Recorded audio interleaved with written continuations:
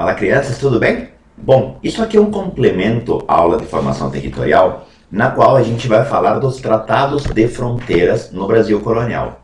Você deve estar se perguntando, Nicolás, mas o que deu em você? Você está gravando sentadinho, você não vai gravar na lousa com giz? Não, não vou. Vou te explicar por quê.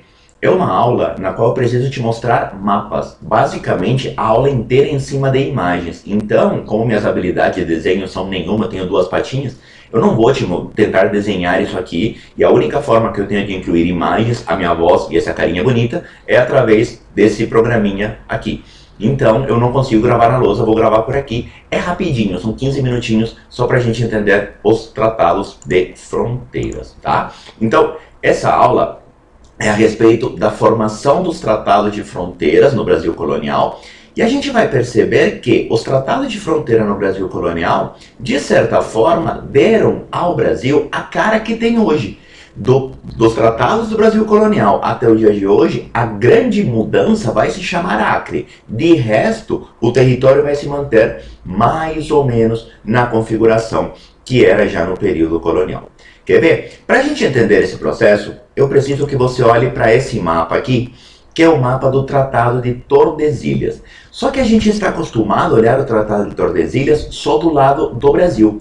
E a gente esquece que o Tratado de Tordesilhas ele tem dois lados. O Tratado de Tordesilhas começava a contar a partir de Cabo Verde e contava 370 léguas para cada lado e estabelecia 2 meridianos. Tudo que estava entre esses 2 meridianos era português, tudo que estava para fora desses 2 meridianos era espanhol. Se você olhar o mapinha tem espanhol, por isso a legenda está com Y.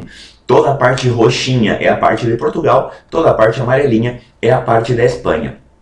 Isso te ajuda a entender uma questão que às vezes você me faz e você se faz. Nicolás, mas se Portugal se expandiu tanto, por que a Espanha não reclamou? O que levou a Espanha a não reclamar? Olha o mapa. Se você olhar a parte que a Espanha tem, a Espanha ganhou toda a parte do Império Inca, toda a parte do Império Azteca, na qual ela achou um monte de ouro e prata. Então, a Espanha se interessou pelo ouro e pela prata. Enquanto Portugal, a gente pode até voltar para a aula de grandes navegações, o foco de Portugal estava nas Índias. Portugal fica com a parte das Índias, Espanha fica com a parte do ouro e da prata do Império Inca e do Império Azteca, e ninguém briga por isso. Tudo bem? Por isso que esse Tratado de Tordesilhas, de certa forma, ele acaba sendo benéfico para os dois.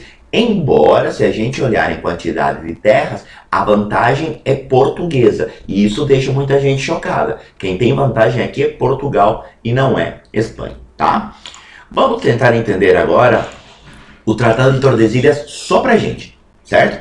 Olha pra cá. Estou te mostrando aqui o Tratado de Tordesilhas na parte que nós estamos acostumados a olhar, que é a parte do Brasil.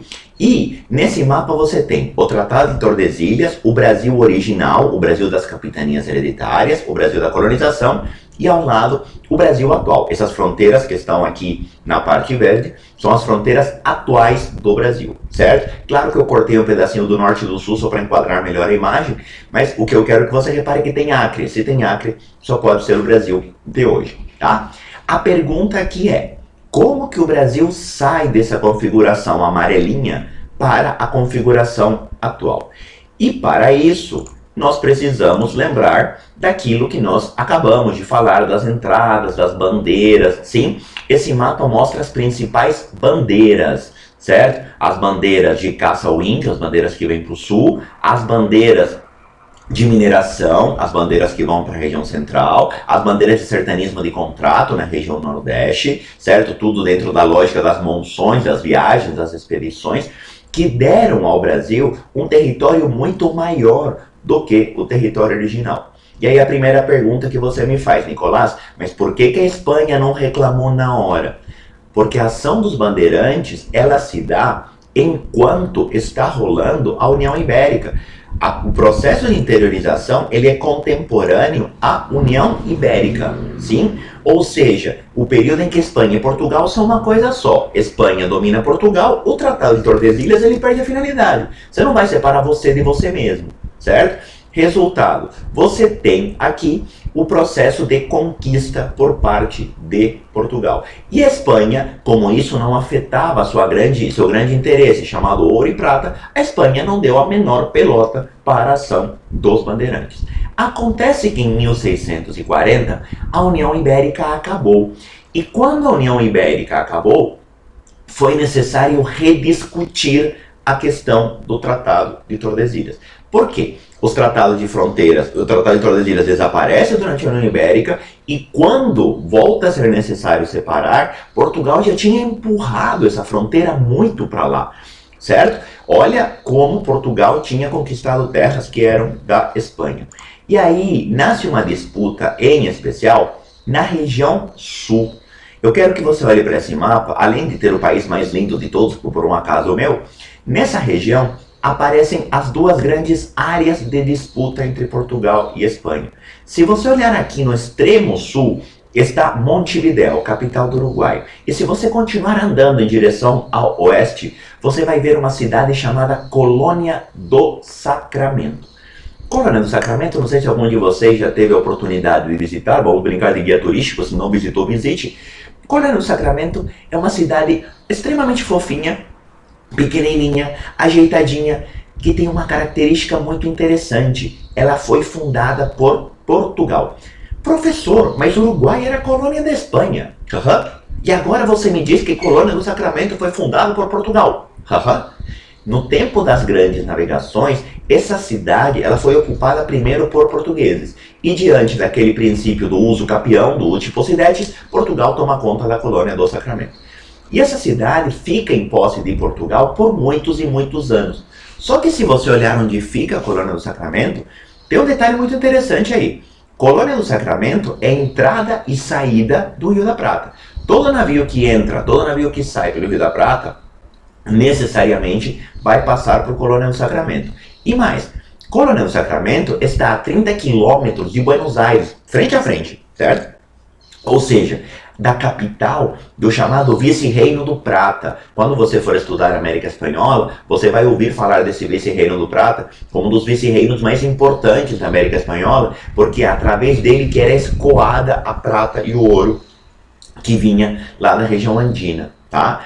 Então, a cidade de Colônia do Sacramento, de por si só, não tem nada de interessante, mas a localização de Colônia do Sacramento é muito importante, tá? Então, primeiro ponto, olha para Colônia do Sacramento.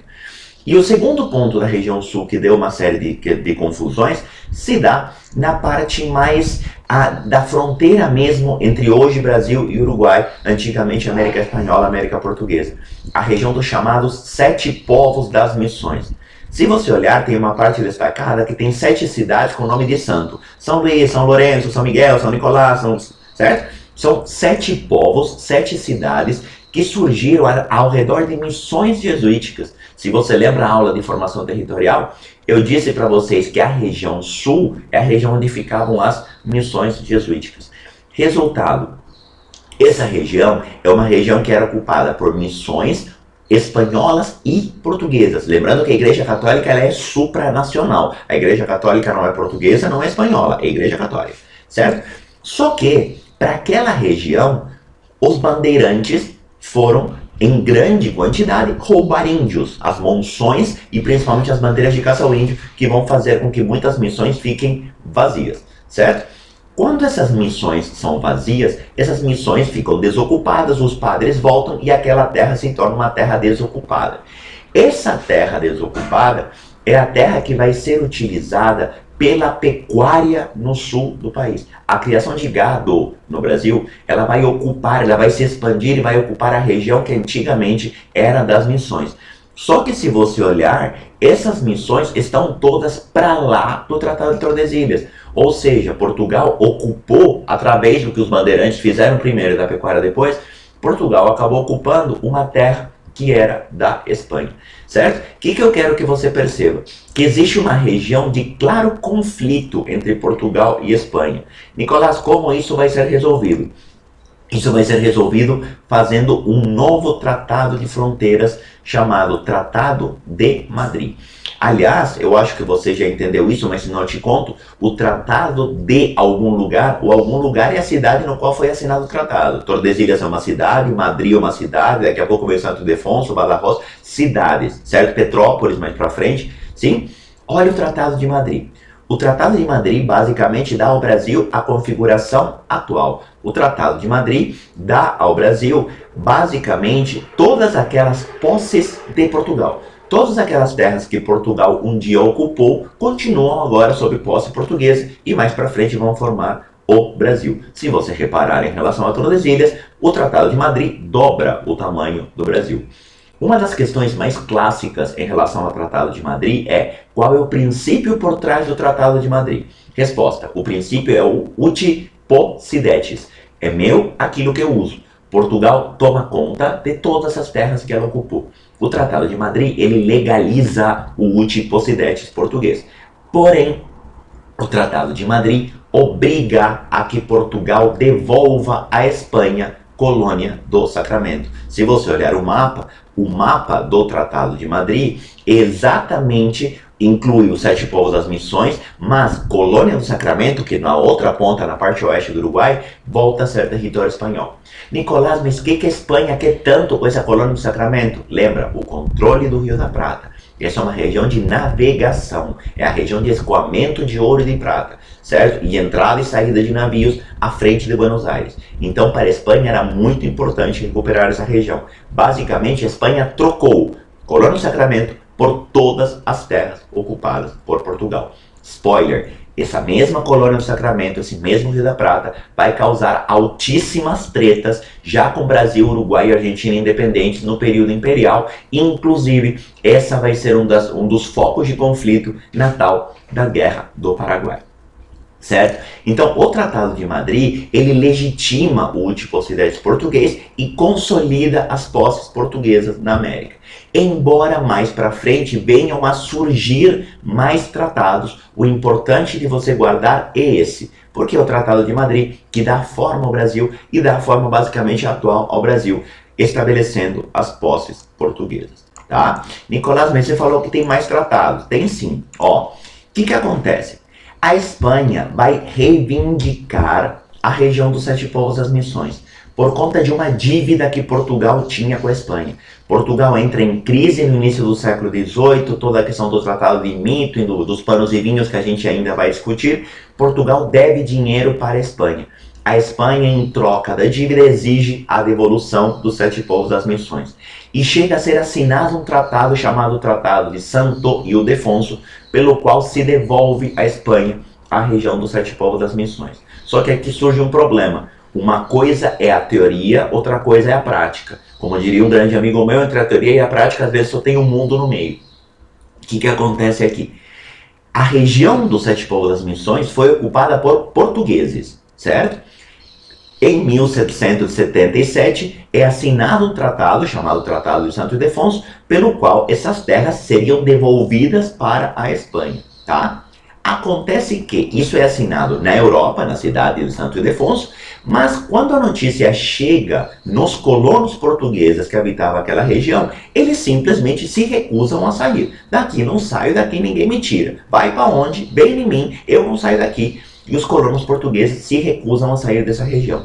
O que gera mais um incidente diplomático, porque essa terra era uma terra espanhola, porém ocupada por portugueses. E os portugueses, dentro daquela lógica de seu uso é meu, eles se recusam a sair. Isso vai fazer com que, em 1801, 1802, seja assinado um novo tratado, chamado Tratado de Badajoz, que anula esse Tratado de Santo Ildefonso. Por isso que a gente não dá muita bola para ele. A região dos 7 povos das missões, ela nunca foi de fato recuperada pela Espanha, embora o Tratado de Santo Ildefonso estabelecesse isso. Resultado, chegamos nessa configuração aqui, tá? Só para a gente fechar a nossa discussão, esse é o Tratado de Fronteiras, esse é o mapa geral do Tratado de Fronteiras. O Tratado de Badajoz anula o Tratado de Santo Ildefonso e volta para as fronteiras originais do Tratado de Madrid. Então, as fronteiras que vão valer são as fronteiras do Tratado de Madrid, que você tem na frente, certo? Então aqui nessa última imagem você tem todos os tratados juntos. Verde clarinho, você tem o Tratado de Tordesilhas, você tem naquele outro tom de verde um pouquinho mais seco o Tratado de Madrid, e na parte mais escurinha a região disputada pelo Tratado de Santo Ildefonso e anulada depois no Tratado de Badajoz. Lembrando, o Tratado de Badajoz ele anula o Tratado de Santo Ildefonso e estabelece a volta das fronteiras do Tratado de Madrid. Ou seja, o tratado que de fato vai valer é o Tratado de Madrid. Tá? Muito bem, esse foi o panorama geral dos tratados de fronteiras no Brasil. A partir de agora, a gente vai continuar avançando, ocupando a região central, com a exploração do ouro, mas esse assunto para a próxima aula. Beleza? Tchau, tchau, obrigado, até a próxima aula.